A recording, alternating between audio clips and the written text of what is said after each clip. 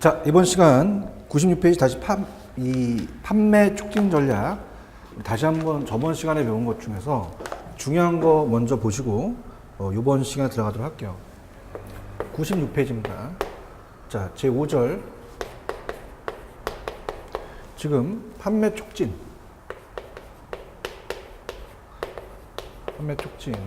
우리가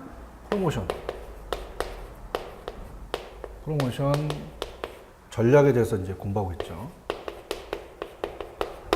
자, 프로모션의 의의와 그 프로모션의 의의는 어때요? 정보를 알리고 그 다음에 설득시키고 구매 유도해서 인센티브를 제공한다. 마케팅 활동이다. 커뮤니케이션에 대한 의의와 특성은 참고하시고요. 자, 오른쪽 보시면 이제 커뮤니케이션의 수단이 중요하죠. 그래서 광고, 인적 판매, 판매 촉진, PR, 그죠? 그래서 각각 넘기시면은 커뮤니케이션의 수단의 특징이 여러분들 시험 문제 나옵니다. 그래서 범위, 소구 방법, 장단점 이거 꼭 구분해 주시기 바라고요. 그 다음에 이제 저번 시간에 프로모션의 전략으로 갔죠. 자, 여기 이제 뒤에 또 나오기 때문에 다시 한번 정리를 해볼게요. 자, 98페이지 가시면 프로모션의 전략이 중요합니다. 프로모션의 전략 여기가 중요하기 때문에 처음에는 이제 니은 푸시 전략으로 간다 했죠, 그죠? 그래서 푸시 전략이 먼저예요. 푸시 전략. 그래서 밀어내기 방식이죠.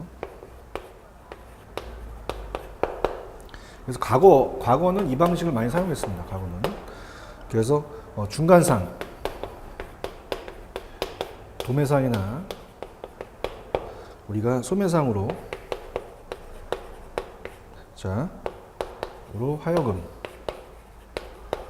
하여금 자사상품을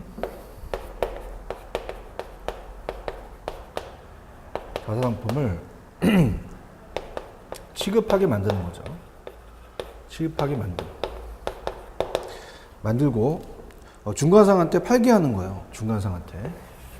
중간상한테 팔게 하는 그런 방식입니다. 그래서 얘는 이제 어떤 전략이 있냐면요. 밑에 보시면 인적 판매를 통하거나 우리가 가격 할인 라든지 아니면 수량 할인 줄 수 있고 중간상을 대상으로 하는 거죠. 그죠? 중간상을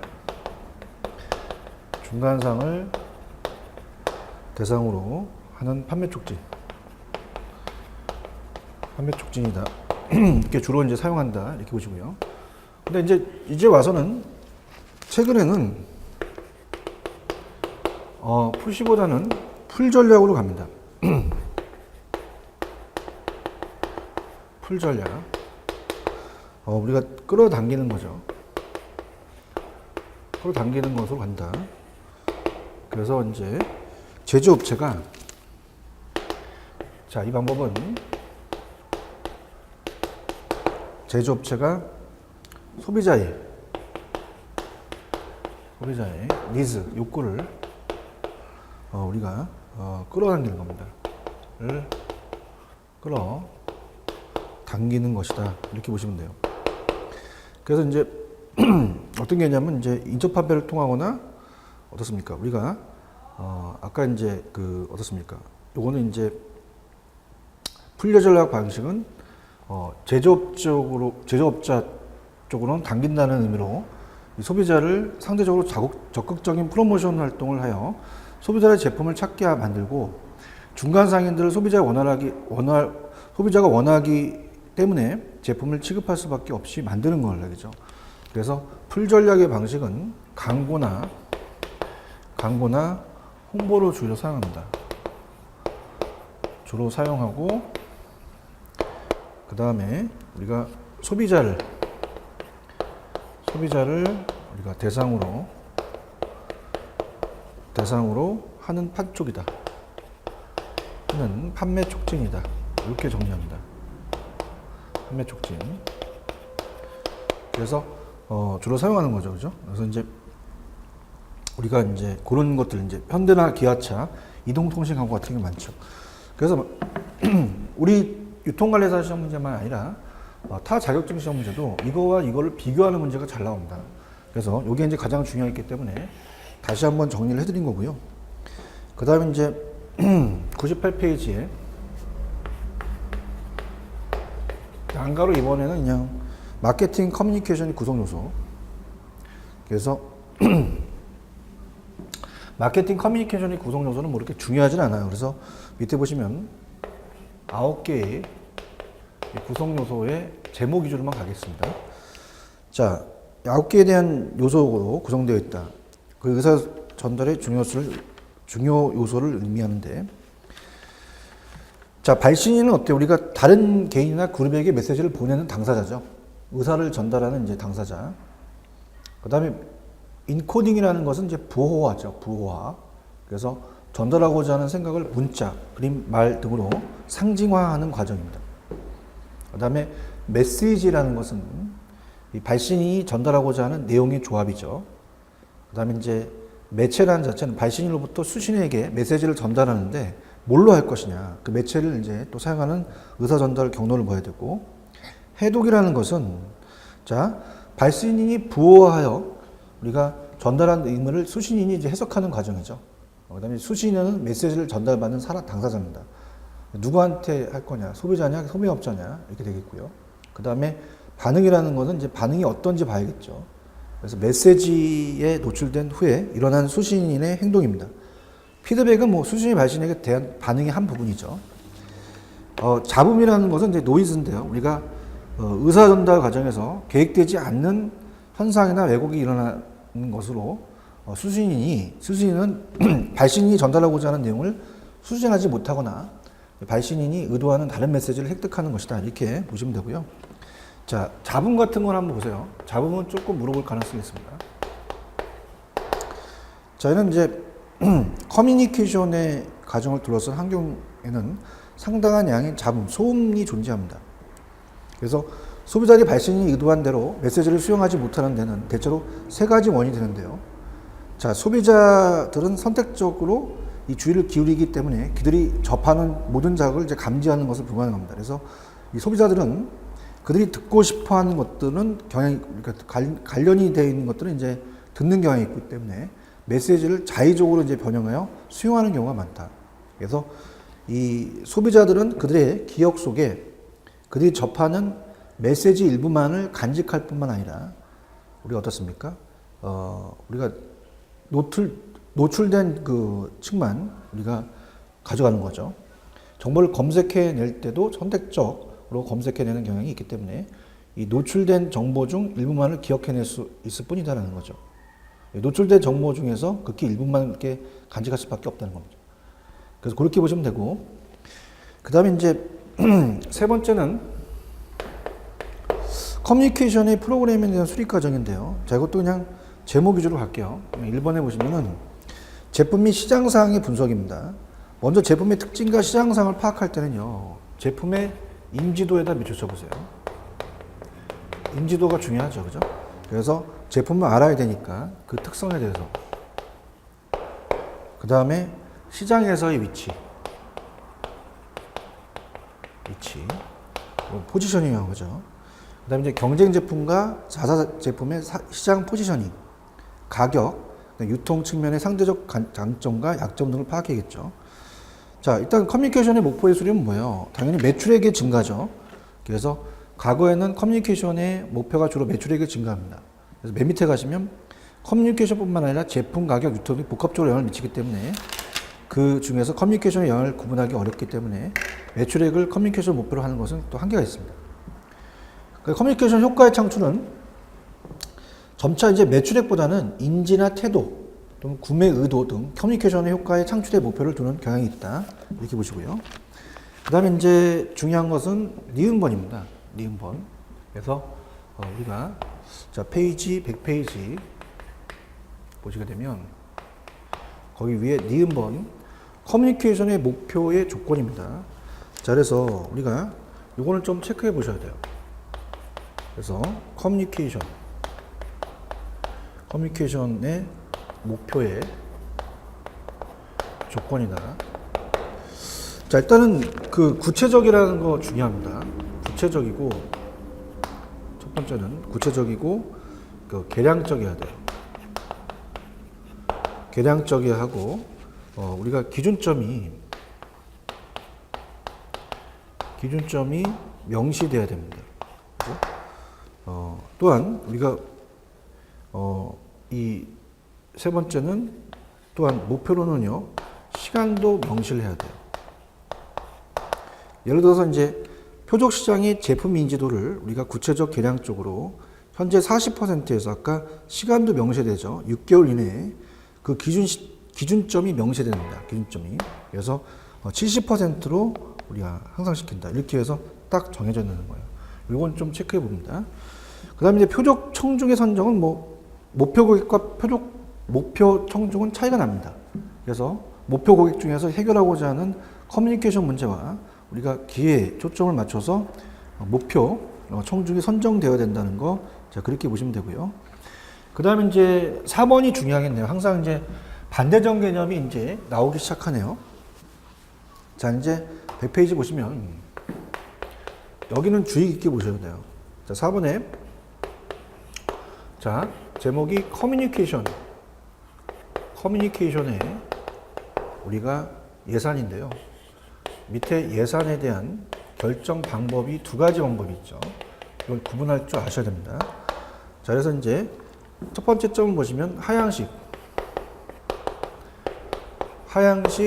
접근법. 그 다음에 두 번째 보시면 상향식이죠. 상향식 접근법. 당연히 비교해서 나오겠죠. 그죠? 그러니까 하향식은 이제 우리가 그 손대중 방법은 최고 경영자가 나름대로의 기준에 따라서 커뮤니케이션 예산을 결정하고 그에 맞춰서 커뮤니케이션 전략을 이제 우리가 집행하는 것으로서, 자, 밑에 이제 나옵니다.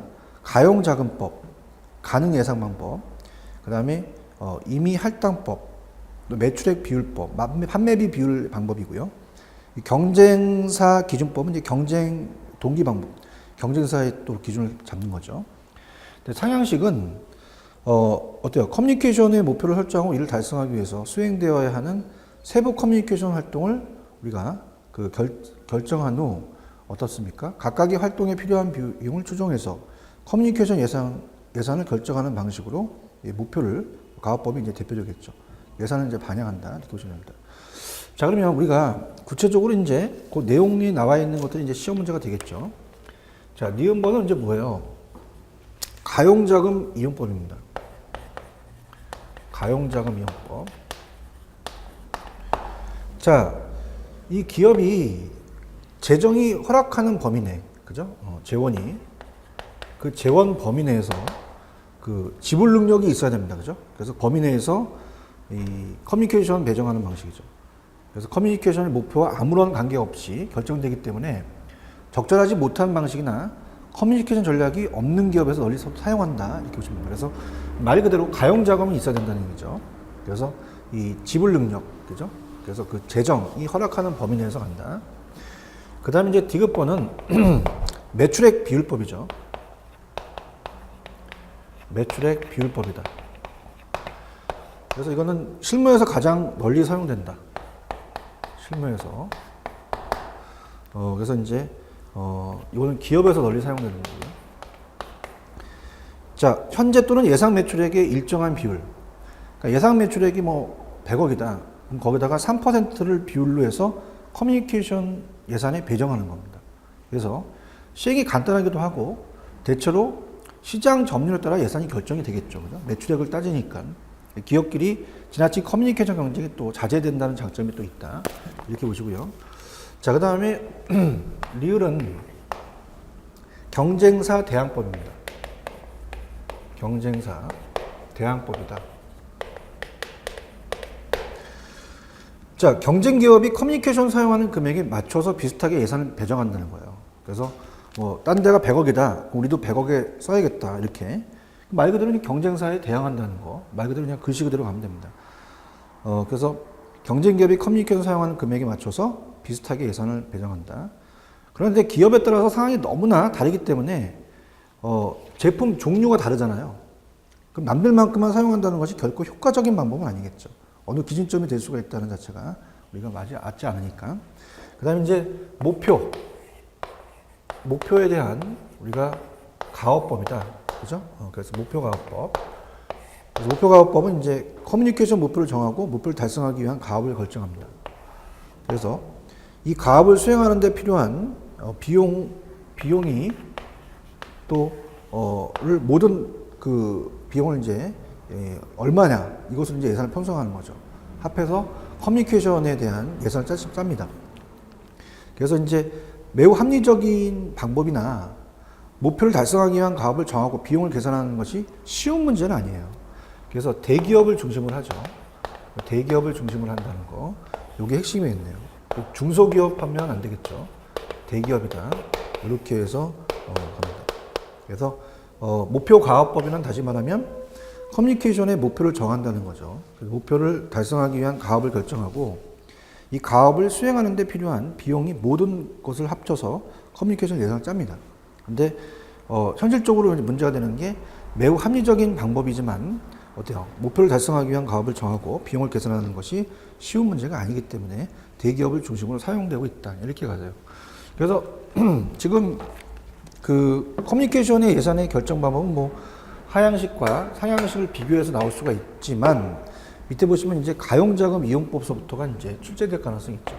그래서 그 가용자금이라는 건 말 그대로 다시 한번 복습하는데 그 재원이 허용되는 범위 내에서만 예산을 짜자. 그죠? 우리가 그렇게 해서 기업에서 널리 사용되고 매출액은 실무에서 가장 많이 사용되면서 어떻습니까? 그 대체로 가장 키는 예상 매출액의 일정 비율을 곱한다는 건 뭐 다 아실 거고 시행이 간단하기 때문에 대체로 시장 점유에 따라서 예산이 또 결정되므로 기업끼리 지나친 커뮤니케이션 경쟁이 좀 자제되고요. 경쟁자 대항법은 경쟁자만큼만 대항해서 가는데 기업이 다 다르잖아요. 제품의 종류도 다르고 다르기 때문에 결코 그게 효과적인 방법이라고 볼 수는 없죠. 그래서 어느 기준점이 될 수가 있다는 자체가 이제 좀 어렵습니다. 목표 가업법은 이제 기업이 이제 그 커뮤니케이션 목표를 세우기 위해서 가업을 수행하는데 필요한 비용을 모든 것을 합쳐서 커뮤니케이션 예산을 짜는데 매우 합리적이지만요. 이것이 현실적으로 이 어떤 그 가업을 정한다는 게 비용 계산하는 게 쉬운 게 아니잖아요. 중소기업이 아니라 대기업이다. 자, 이렇게 염두에 보시면 돼요. 그 다음에 이제 5번에서는 얘기하고 싶은 게 마케팅 커뮤니케이션의 믹스 전략의 수립입니다. 그래서 우리가 이제 그 밑줄만 쳐보시는데요. 기억에 커뮤니케이션의 믹스들의 상대적 효과는 자, 일단 광고 효과, 광고 홍보는요. 구매 결정 과정상의 초기 단계, 즉 인지도와 태도 형성 과정에 많은 영향력을 행사하고 구매 의도를 가지거나 실제로 구매하는 행위에 직접적으로 영향력은 적죠. 근데 판매 촉진이나 앞서서 배웠던 그 소비자의 인지도, 태도 형성 단계보다는 행위에 직접 영향을 미쳐서 구매를 하게끔 유도한다. 그래서 인적 판매는 대체로 이제 우리가 고루 영향을 미치나 구매 결정 과정의 후발 단계를 크게 작용한다. 이렇게 염두에 보시기 바랍니다. 자, 그 다음에 이제 미리 말씀드렸지만 아까 우리가 요 푸시하고 플리 나온다 그랬잖아요. 그죠? 그래서 지금 101페이지 가시면 다시 한번 여러분들이 요 부분을 연결시키기 위해서 가면은 일단 푸시 전략을 먼저 냈죠. 사용할 때는 판매 촉진이나 우리가 인적 판매 주로 사용했고요. 그 다음에 이제 최근에는 풀 방식으로 가죠. 그래서 풀 방식으로 가다 보니까 광고나 홍보나 PR 이런 것들을 이제 주로 사용한다. 이렇게 해서 연결시켜 주시기 바랍니다. 그 다음에 이제 디귿번에서는 좀 중요하게 보셔야 되는데요. 자, 우리가 디귿번에 나온 것은 뭐라고 되어 있냐면, 자, 이런 것들은 이제 제품 수명 주기까지 나오기 때문에 좀 자세하게 갈게요. 판매량이라든지, 그 다음에 제품 특성, 그 다음에 또 뭐예요? 제품 수명 주기죠. 제품 수명 주기. 이게 중요할 것이다 라고 한다면요. 일단은 우리가 이 제품의 프로덕트 라이프 사이클이죠. PLC. 자, 그래서 이제 이렇게 움직입니다. 자, 그러면 도입기가 있고요. 그 다음에 성장기가 있고, 성숙기가 있고, 쇠퇴기가 있을 거란 말입니다. 자, 그러면, 자, 이 성장기에는 어떻게 돼요? 성장기는 그 자사상품을 많이, 많이 팔아야 돼요. 그죠? 그렇기 때문에, 판매 촉진과 알려야 되니까, 판매 촉진하고, 그 다음에 광고를 많이 합니다. 근데 성숙기에서 접어들어서 어때요? 우리가 이 성숙기에서는요, 이 접어들면서 이제 이 줄어들겠죠. 줄어드는 경향이 있다. 제품의 특성도 고려돼야 하며 기술적으로 복잡하며 우리가 기술 지원 서비스가 필수적이며 우리가 고가 제품은 직접 경험을 통해서 인적 판매가 또 선호되겠죠. 그죠? 그래서 그렇게 염두에 보시면 됩니다. 그래서 이제 인적 판매로 가야 되고, 그러니까 이제 그 성숙기에서는 아까랑 달리 고가 가고 이제 인적 판매를 많이 한다.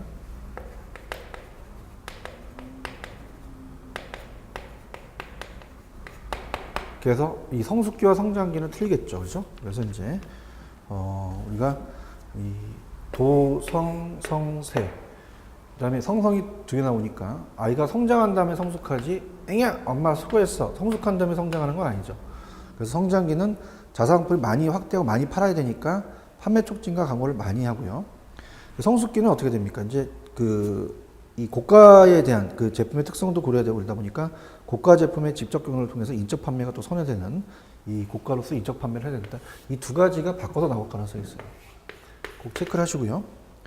그 다음에 이제 소비재는 고객의 수가 많고 구매 단위가 적고 표준화가 되어 있기 때문에 광고를 많이 사용합니다. 그래서 편의품은 주로 광고에 많이 의존하죠.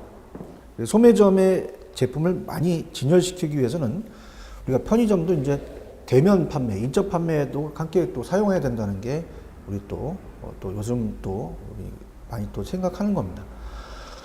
그렇게 보시면 되고요. 그래서 광고보다 이제 판촉이 좀 중요하다는 얘기죠, 그죠? 그래서 이제 판매 촉진이 중요하다는 얘기고요. 그 다음에 자 이번에 보시면 이제 촉진 미수로 가보도록 할게요. 자 이번에 보시면 이제 촉진 미수입니다.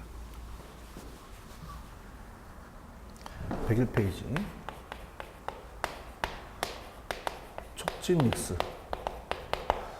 자, 우리가 5단계로 볼 수 있는데요. 자, 처음에는 이제 광고 목표를 설정합니다.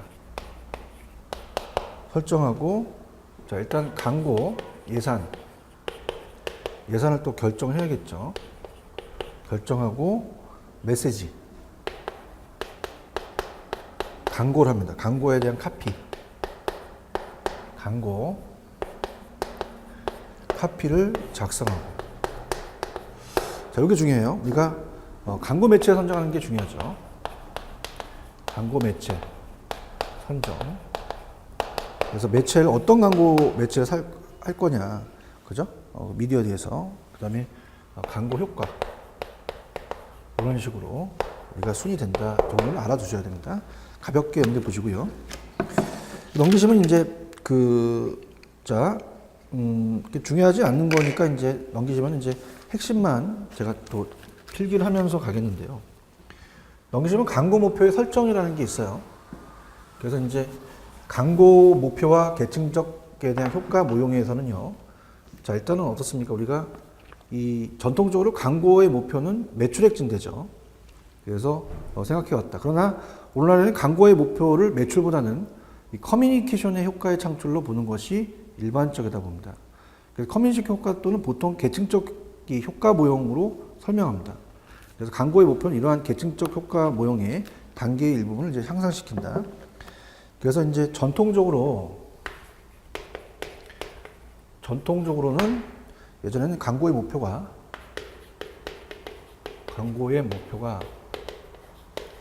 어떻습니까? 매출액 증대가 가장 중요한 목표였죠. 매출액 증대. 근데 이 커뮤니케이션 효과의 창출을 보는 것이 이제 오늘날의 오른안에는 매출액보다는 커뮤니케이션의 우리가 효과의 창출을 일으키는 게 더 낫다라는 거죠. 그래서 이제 그것을 계층적 효과 모형이라고 그래요. 그래서 이제 그게 이제 니은번에 계층 간에 우리가 계층적 효과 모형이라는 게 이제 앞으로 배울 내용이죠. 자, 그럼 어떻습니까? 우리가 세 가지가 있죠. 그래서 하나씩 이제 우리 제목을 봐야 되는데요. 첫 번째 보시면 인지적 반응입니다. 인지적 반응.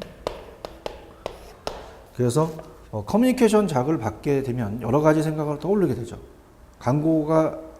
광고되고 있는 제품이나 이 광고 모델 등에 대해서 긍정적 또는 부정적 생각이 가고 경험 등의 생각이 또 의식적, 무의식적으로 나타나게 됩니다.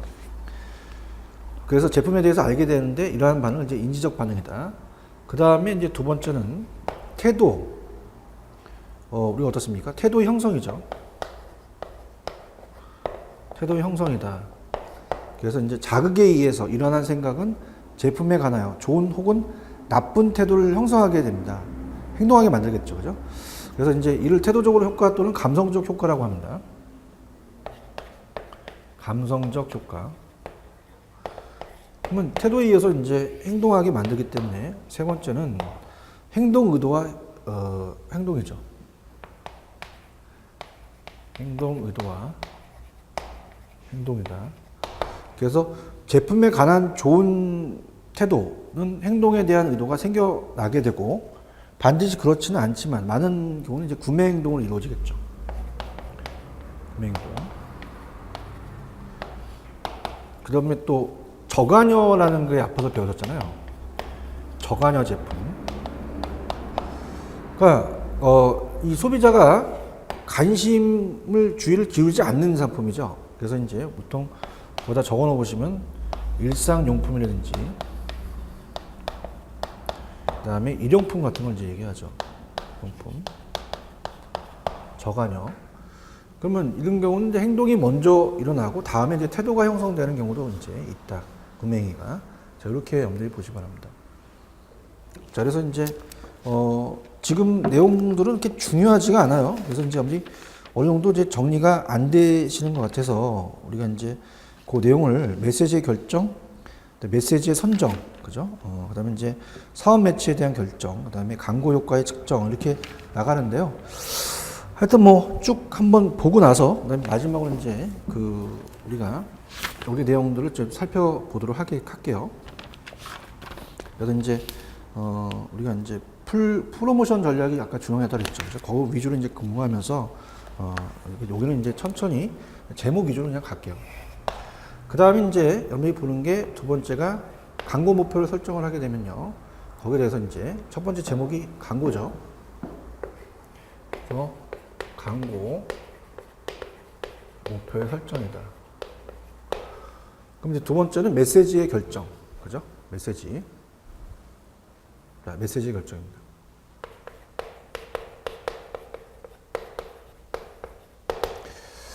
자, 이 기억해 보시면 광고의 메시지에 대한 광고의 메시지를 어떻게 정할 것인가는 어떻게 소비자의 태도에 영향을 미치는가라는 측면에서 고려할 수 있습니다. 그래서 우리가 즉 이 소비자의 제품에 대한 인지도를 높여야 되잖아요.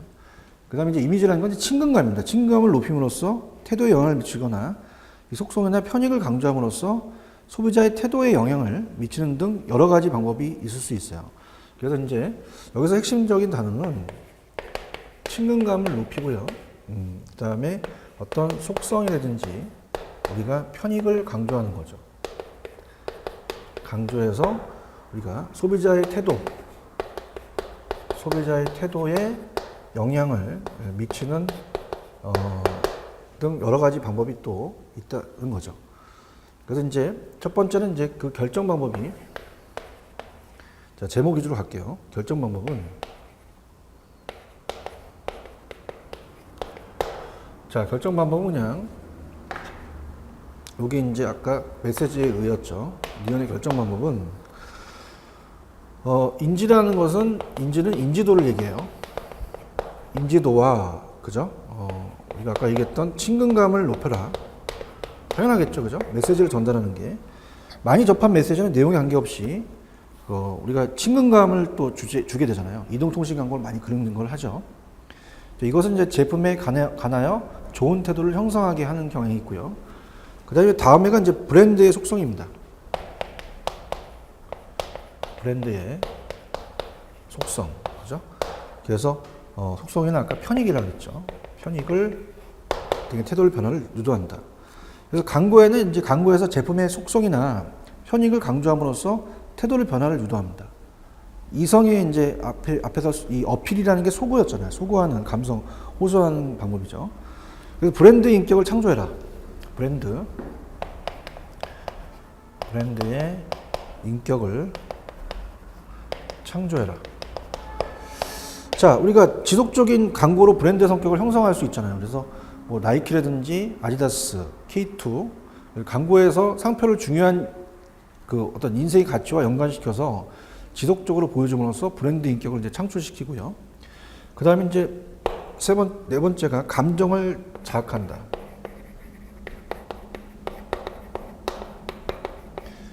그래서 따뜻함, 공포, 때로는 유머와 감정을 자극해서 제품에 대한 태도에 영향을 미치겠죠. 그래서 따뜻한 감정은 이제 우리가 어떻습니까? 인간의 관계를 기인한다고 볼 수 있다. 공포도 감정의 한 형태니까요. 그 다음에 이제 사회적 교준을 창조한다는 자체가 좀 재밌는데, 사회적 교준을 창조한다는 것은 광고에서 중고 집단의 제품을 사용하거나 선호한다는 것을 보여줌으로써 영향을 미칠 수 있습니다. 그러니까 중고 집단이라는 자체를 밑줄치시는데요. 자, 예를 들어서 이제 연예인들이 뭐 예를 들어서 누가 뭐 어떤 연예인이 음료수를 마셨는데 그게 너무 좋아 보인다. 개인의 열망, 그다음에 행위, 평가의 중고 기준을 제공해주는 실제 혹은 가상의 개인 혹은 그룹을 이제 중고 집단이라고 해요. 그럼 특히 이제 뭐 전문직, 뭐 예를 들어서 전문직에서 종사하시는 분들은 뭐 현대 제네시스를 선택한다. 그럼 전문직이라는 자체는 뭐 의사나 변호사, 그렇죠? 그래서 전문직을 타는 것이다. 이렇게 지각시켜 주는 거죠. 그래서 이런 것들을 이제 볼 수가 있어요. 그다음에 이제 세 번째가 여기 이제 좀 복잡하죠. 매체의 선정입니다. 매체의 선정이다. 이 미디어, 매체의 크게 우리가 이제 신문 잡지, 그죠? 그다음에 이제 인쇄 매체, 종이 매체죠. 프린트된 거. TV, 라디오 등의 전파 매체와 5개 광고, 차량 등으로 이제 구분하는데요. 점차 이제 인터넷을 이용한 광고가 널리 또 사용되고 있죠, 요즘은. 그럼 인터넷도 하나의 이제 훌륭한 매체인 겁니다. 그 매체 선택은 이제 제품의 특성에 따라서 또는 메시지의 내용, 어떤 것을 표적할 것인지 표적청 중의 매체 간섭 등을 면밀히 분석한 후 그 예산의 범위 내에서만 결정되겠죠. 그 매체를 통해서 얼마나 많은 사람들에게 효율적으로 광고를 전달할 것인가를 결정하는데요. 광고의 목표를 충분히 달성하기 위해서는 접촉 범위, 접촉 빈도, 접촉 비율을 정하는데 이게 이제 만약에 시험 문제 나올 수 있어요. 그래서 자, 니은 번에든 별표 하나 쳐놓으세요. 만약에 나온다면은 비교죠, 비교. 그래서 매체 선정의 기준입니다. 자, 제목이 나오겠죠. 첫 번째는 접촉 범위입니다. 자, 우리가 니치라고 하는데요. 도달 범위라고도 해요. 도달 범위. 그러니까 얘는 광고가 도달하는 범위예요. 자, 이거는 광고가 도달하는 범위다. 이렇게 해석할 수 있습니다. 어디까지 미치겠느냐. 그러면 정해진 기간 동안에 적어도 한 번 이상의 광고가 접촉되는 사람들의 수를 뜻한다. 그럼 예를 들어서 지금 신문 광고가 한 주일에 50만 만 명이 사람에게 익혀진다. 그럼 광고의 접촉 범위는 50만 명이 된다는 얘기입니다. 그래서 이 도달 범위는 특정 광고에 노출된 청중의 수를 말하지만 이 광고의 노출률을 실제로 측정하는 것은 불가능하기 때문에 실무적으로 이제 TV의 시청률이나 우리가 TV 시청률이 몇 퍼센트 나왔다는 얘기 많이 들었잖아요, 그죠? 신문에 대한 구독률, 실질적으로 이제 발행 부수 등을 이용해서 측정하는 거죠. 이렇게 되고요. 그 다음에 두 번째는 접촉 빈도입니다. 자, 이거는 이제 그 일정 기간 동안 한 사람에게 몇 번이나 접촉을 됐는가, 그죠? 우리가 그래서 이 접촉 횟수 인당 사람당 그래서 이런 것들 이제 봐요. 그러면 예를 들어서 아까 50만 명이라 그랬죠.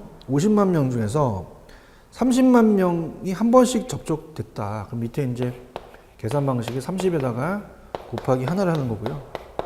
그 다음에 이제 10만 명은 두 번 했다. 10만 명에다가 곱하기 2를 한 거고요. 그 다음에 또 나머지 10만 명은 세 번이다. 그럼 10만 명에다가 다시 또 곱하기 3을 한다는 얘기예요. 그죠? 를 우리가 이제 전체의 50만으로 나누는 거죠. 그렇다 보니까 접촉 빈도는 우리가 어떻습니까? 1.6이 되더라. 그죠? 이렇게 된다는 거죠. 그 다음에 이제 세 번째는 총 접촉량입니다.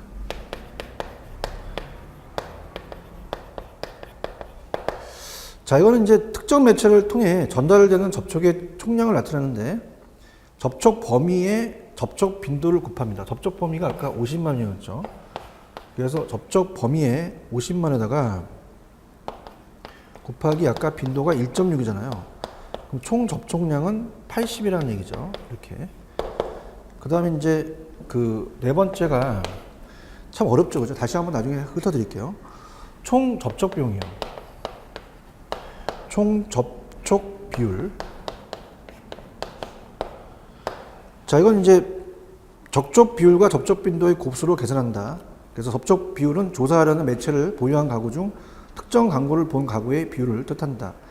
그럼 예를 들어서 위의 예시에서 광고가 실린 신문을 구독하는 가구가 만약에 20만 가구였다면 시청한다면 5만 명의 사람이 그 광고를 읽었기 때문에 우리가 25가 된다는 얘기죠. 자, 50만 명이니까요. 200에서 그죠? 그럼 25가 된다. 접촉 비율은. 그럼 거기서 우리가 접촉 비율에다가 곱하기 어떻습니까? 이 접촉 비율에다가 접촉 빈도를 곱한다 그랬죠. 1.6을 하니까 40이 총 접촉 비율이다. 광고께서 많이 쓰는 겁니다. 그죠? 이렇게 해서 한번 보시면 되고. 그 다음에 이제 넘기시면은 자, 지금까지가 이제 매체 선정의 기준까지 갔었고요. 디귿번은 이제 조금 어렵네요. 디귿번은 어떻게 돼요? 목표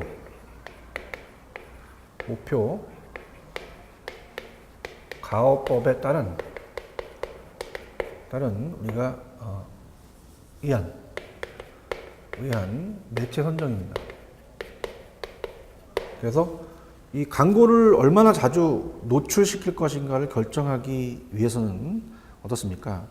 우선 그 광고의 목표를 점검해야죠. 그죠? 그래서 광고 목표를 어떻습니까? 이 목표 가업법이 이제 인지도가 10% 업됐다 이런 식으로 목표가 제품의 인지도를 10% 향상시킨 것이라면 이를 위해서 몇 번의 노출이 필요한지를 결정해야 됩니다. 그럼 노출을 결정하면 비용을 또 계산할 수가 있는데, 자, 이 비용은 만약에 지금 요거는 이제 위에가 매체 비용이 되고요. 그 다음에 밑에는 접촉 범위가 됩니다. 그래서 비용은 1000명의 사람에게 노출되는 데 드는 비용을 기준으로 한다. 그래서 이제 그게 CPM이 됩니다. 그래서 매체 비용을 접촉 범위로 나누어 계산한다. 그럼 예를 들어서 1억이다. 1억입니다. 그래서 우리가 1억을 접촉 범위가 아까 50이었죠. 50만 명이다. 그죠? 그럼 이제 이게 200원이 된다는 얘기예요. 예를 들어서. 그러면 이러한 목표를 달성하기 위한 노출이 결정되고 이어서 비용이 결정이 되면 바로 광고 예산을 결정하는 방법이 목표 가업법이다. 그러면 예산의 산정은 이제 목표 가업법이 가장 합리적인 방식이다 그랬죠. 근데 이외에도 이제 경쟁사의 광고비와 비교해서 책정하는 건 경쟁사가 100억이다. 나도 100억. 그래서 매출액의 일정 비율을 또 광고에 사용하는 방식인데 자, 여기 조금 여기 뭐 계산 방식도 막 나오고 그러니까 굉장히 어려워요. 그래서 이제 밑에 보시면 사용 매체에 대한 결정은요. 지금 여기까지 딱 했는데 이걸 또 들어가게 되면 또 굉장히 좀 복잡합니다. 그래서 사용 매체에 대한 결정은 밑에 이제 매체의 비교가 있어요. 그걸 해야 되니까 이건 제가 다음 시간에 이제 연결시켜서 보도록 하고요.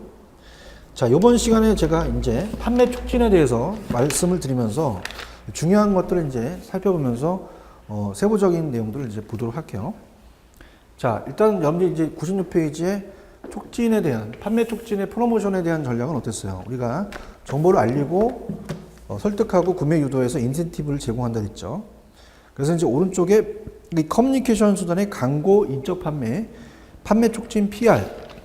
그다음에 넘기시면 그 커뮤니케이션 수단의 특징이 중요합니다. 별표 쳐놓으세요. 박스. 항상 그 비교 범위, 소구 방법, 장점, 단장점이 나오고요. 그 다음에 이제 좀 전에 했던 이제 프로모션의 전략이 중요한 게 여기가 중요했죠. 그래서 푸시 전략은 밀어내기다. 중간상, 도매상으로 하여금 자사상품을 취급하게 만든다.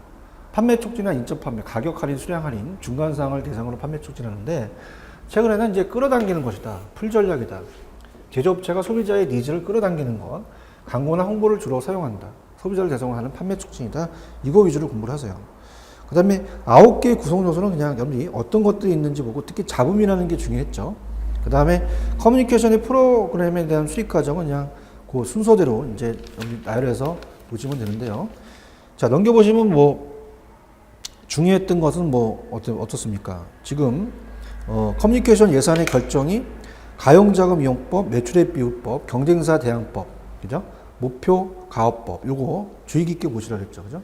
보시고 마케팅의 커뮤니케이션의 미스 전략에 대한 수립이라는 것은 아까 제가 요 두 가지 유통 용도와 추구하는 커뮤니케이션 전략이 푸시 전략을 사용할 때는 판매 촉진 인정 판매, 풀 전략은 광고 PR, 요거 중복되죠.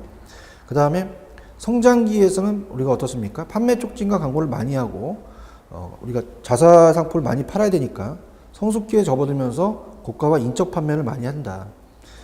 소비재는 고객의 수가 많고 구매 단위가 적고 표준화가 되어 있기 때문에 광고를 많이 사용하기 때문에 편의품은 주로 광고에 많이 의존한다. 소매점의 제품을 많이 진열하기 때문에 또 인적 판매도 또 해야 된다. 광고라는 건 이제 광고의 목표를 설정을 하죠. 그래서 이제 그것이 옛날에는 매출액 증대인데 커뮤니케이션 효과의 창출에 계층적 효과가 중요하더라. 그것이 이제 인지적 반응, 계층적 효과가 태도의 형성, 태도에서 행동을 하게 만들고요. 메시지라는 자체가 우리가 친근감을 높이고 속성, 편익 강조하죠. 소비자의 태도에 영향을 미치면서 친근감을 높여야 되고 브랜드의 속성, 편익, 통계의 태도를 변화를 또 유도하고요. 감정을 자극시키고 브랜드 인격을 창조하자. 그 다음에 이제 오른쪽에 매체에 대한 선정이라는 자체는 여러 가지 매체가 있는데 그 매체 선정에 대한 기준이 중요했죠. 다시 갑니다. 그래서 이 접촉 범위, 도달 범위가 얼마큼 되느냐.